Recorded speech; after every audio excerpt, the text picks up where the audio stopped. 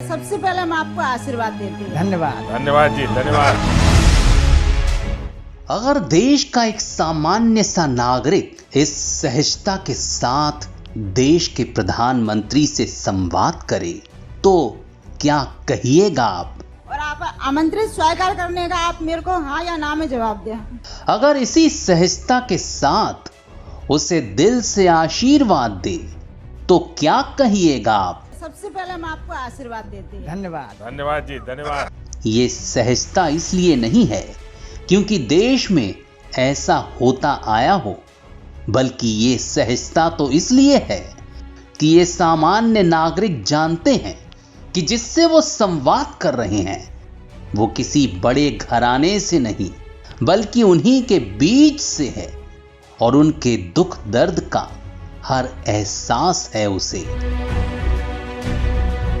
वो जानता है कि जब बरसात में घास फूस से बनी छत टपकती है तो दिल कैसे रोता है, जब सर्दी में गरीब की झोपड़ी की झिर्रियों से मौसम की गलन घुसती है तो रात कैसे काटी जाती है, क्योंकि वो खुद सह चुका है ये सब।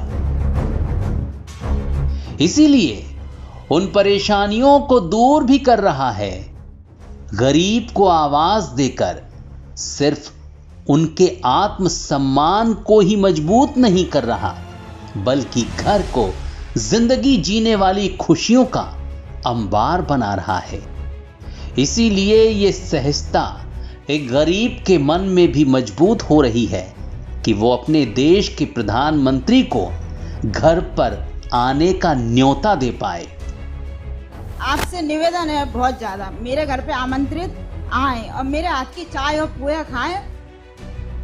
फिलहाल ये कारवां बहुत आगे बढ़ चुका है।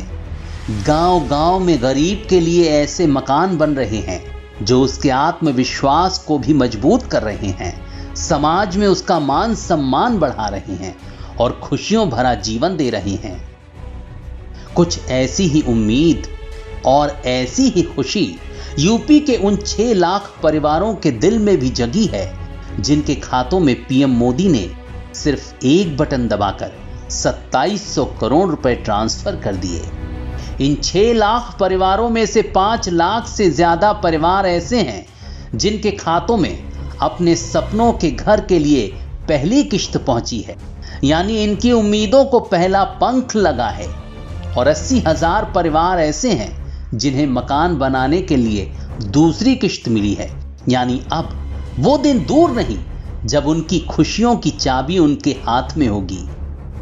अब अगली सर्दी में उनके घर के बुजुर्ग और बच्चे ठिठुरन में नहीं सोएंगे। देश में पहली बार ऐसी सरकार आई है जो देश के हर गरीब को घर, उसका सम्मान देने के लिए खुद को ही टाइमलाइन देती है।